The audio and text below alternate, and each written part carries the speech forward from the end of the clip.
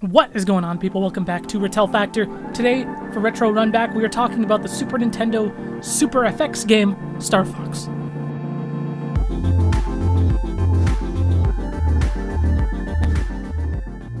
Now, when I was younger, I had Star Fox all wrong, and I'm gonna be perfectly honest, I never had this game as a kid.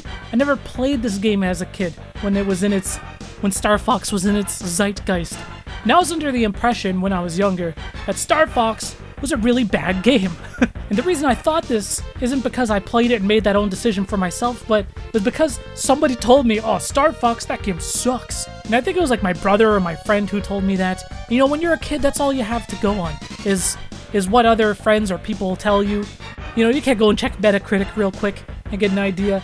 So I passed up like several chances to like rent this game as a kid, opted to rent other classics like Shaq Fu.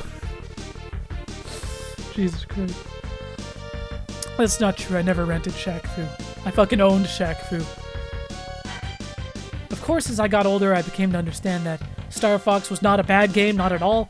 It was actually a very good game. It was a very well-received game. A lot of people liked it. A lot of people liked it a lot. And by the time I already sold my Super Nintendo, God, rest in peace, I never had a chance to go back and play this game.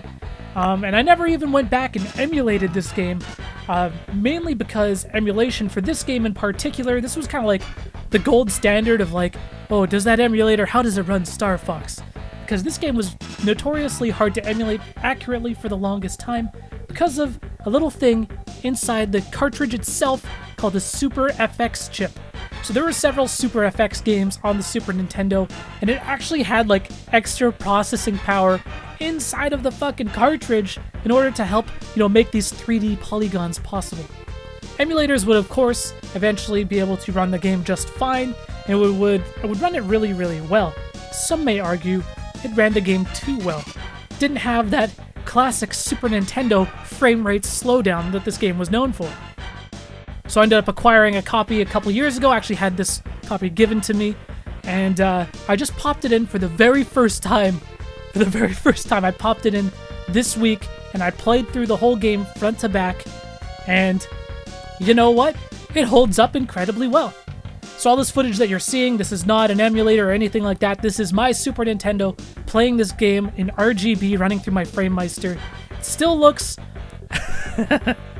like, let's be honest, even through the FrameMeister and all that shit, the game, it's still, you know, baby steps into what was the first ever 3D, and it's extremely primitive by today's standards. This is some of the first ever 3D done on home console, and of course it's rough around the edges, but I gotta say, this game is still quite fun, surprisingly fun to play today. So Star Fox has got all these animal mascots, and you can totally tell that all of these animal mascots, man, they are added into this game like later on. There's one thing that Nintendo was good at, it is creating mascots. One of the first things I noticed when I popped in this game and I started playing, besides the fucking visuals, is that this game's soundtrack is fucking badass. And, you know, I played the Star Fox sequel, Star Fox 64, probably my most played, you know, Star Fox game. And the music is good in Star Fox 64. The music is good in all the Star Fox games, but there's something about the music in this game in particular that it just captures this certain feeling, and I don't think it really translated to any of the other games. The music is almost unique to this game alone, and I wish they kept with the same style. So yeah, I passed up renting this game several times, but the art cover on the box always caught my eye. It's got like this semi-realistic looking fox and all these animals. Like like looking at this fucking box art, Star Fox is like a bender and a half away from looking like the fucking taxidermy fox. Like that taxidermy fox has seen some shit, you know. Like that is what Star Fox would look like, you know, if he like failed a mission, got like Slippy and Peppy killed, Falco hates him, and he like became an alcoholic. That is what Fox will look like if that happened. So despite the slight slowdowns and the primitive aesthetic, the game is actually still extremely fun to play, and it's surprisingly fast and responsive. I was really having so much fun playing these levels, and you know, you'll get a score at the very end of each level. Ah! So you got Star Fox, Falco, Peppy, and Slippy. And let me tell you, most of these characters are fucking assholes. Like Falco Falco's a son of a bitch. He will... He'll be like, oh shit, I got someone on my tail. And then you'll destroy the guy who's trying to shoot him down. Then he'll be like, hey. He'll be like, hey, what the fuck are you doing? That was my target, Fox. I'm just like, fuck you, Falco. Same with Slippy. I think Peppy was the only one who was like, thanks, Fox. These guys are fucking assholes, dude. I also like that the beginning level and the ending levels are like always the same. You always start on Corneria. You always end it on Venom. Venom looks like... when you get to Venom, it looks like a fucking face. Looks like Venom has a nose. But there's like 3 different routes that you can take to get to the end level. And each one, I think, varies in difficulty. I played through just like the standard one, but I definitely want to go back and try like the more difficult route.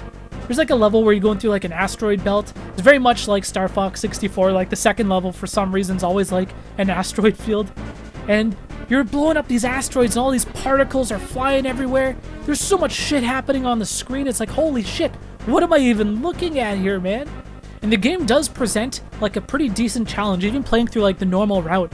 Like Corneria is easy as fuck, but the difficulty like quickly ramps up. Like the second stage, noticeably harder. Third stage, shit gets real, man. I think what I died to more than anything in these games weren't enemies, but they were like stage hazards. I'm like running into pillars. Like once you get to Venom, there's like little pillars and fucking obstructions that just come and get thrown at you, and they pop up out of nowhere, and you're like, holy shit, Fox, why don't you just fly a little higher and dodge all this shit? Good luck. Good luck. I don't know. I don't know what it is. This game's got like a hilarious little voice clips like that. Good luck. Like, why the fuck does he sound like that, man? These fucking voice clips probably took up like half the space on the cartridge. Once you get to like the end boss, I was really hoping that you would actually like see Andross. But Andross, he's just like a white face that he sucks shit up and he blows it out at you. He was like one of the easier bosses. I'm just like, what the hell is even happening, dude? The most you see Andross in this game is like on the game over screen.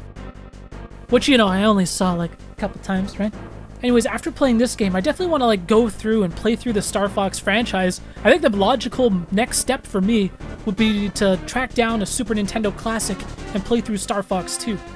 I think Star Fox has become, unfortunately, like one of Nintendo's most like mishandled franchises. Now I know at least it's being handled. You know, there's a lot of franchises that Nintendo has that they just fucking forgot about.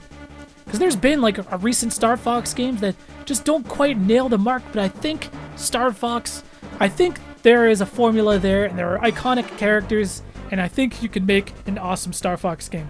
The only Star Fox games we're getting these days are from fucking Ubisoft. But anyways, that is it for this episode of Retro Runback. Let me know if you guys have ever played the original Super Nintendo Star Fox. I assure you, don't be turned off by the aesthetics of this game. It's actually insanely fun. Thanks for watching.